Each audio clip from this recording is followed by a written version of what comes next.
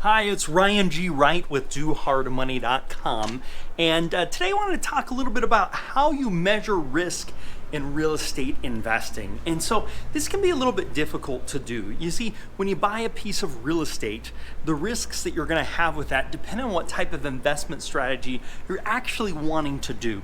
But let's talk about a few of these risks to just kind of keep them in mind.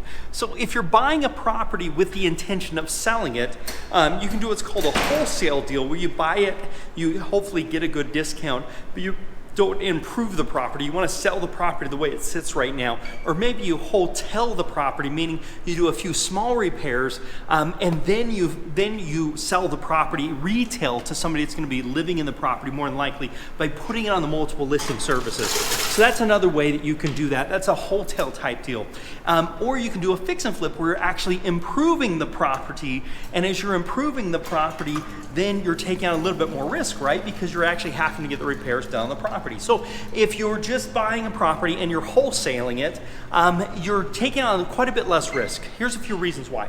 Number one, if it's not that great of a deal, you won't be able to find a new buyer for it, somebody to take it over. And if you can't find a new buyer for that, then you don't purchase the property. So it actually limits your risk quite a bit because you're not acquiring it unless you found someone else who can buy it. That's a wholesale type deal, and that lowers your risk quite considerably on the property. So that can lower risk quite a bit. Now, if you're doing a fix and flip deal, when you're buying the property, you are taking on the risk of getting the repairs of the property done and selling the property. So you really have a couple of risks that are going on here. One risk is making sure that your values were correct. When you go to sell that property, you've got to make sure the property is actually going to sell for what you thought it was going to sell for. And I find one of the things people do all the time is they overvalue properties, meaning they think the property is worth a lot more than what it really is. We have some ways that you can make sure you don't do this. You can check them out over at DoHardMoney.com. But that's one of the big mistakes I see people making. The second mistake people make is they undervalue the rehab, meaning they think the rehab's going to be $20,000, but it turns out the rehab's going to be $40,000. And so they undervalue how much that rehab's going to do. One of the things we like to do is have a project manager talk to the contractor, look at those and see what industry standards are. Sometimes that mistake is made because they're thinking, oh, I'll do some of the work myself, and that work typically done themselves. The quality's not there of workmanship, and it's not done in time, and that costs money. That's the third mistake I see a lot of people making on the fix and flips, is they plan on getting it done faster, and it doesn't get done, and that costs them a lot of money because of the time that's sitting there. So those are some mistakes that talk about risk. So if you overvalue the property, that can get you in trouble. If you underestimate the rehab costs, that can get you in trouble. And also when we deal with project management, making sure the work gets done on time, on budget, like it's supposed to, that's another big risk that you're dealing with. But basically, the big risks are that you can't sell the property for as much as you thought you could.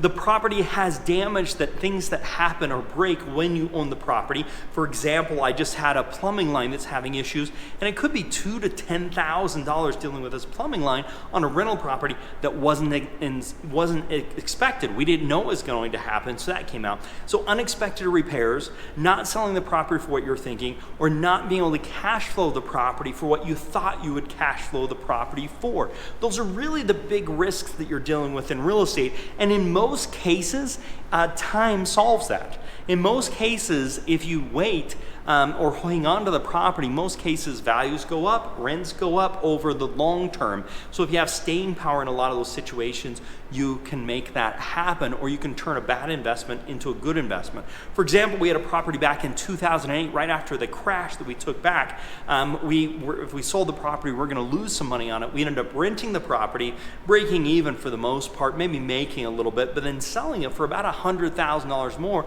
a few years later after things turned around. I think it was about 6 years later, maybe 7 years later after things turned around. So that's an interesting way to look at risk, is it's not over until the fat lady sings, and that doesn't happen until you actually get the property sold and you liquidate. And one of the things I find with a lot of investors is they get too anxious just trying to get rid of it.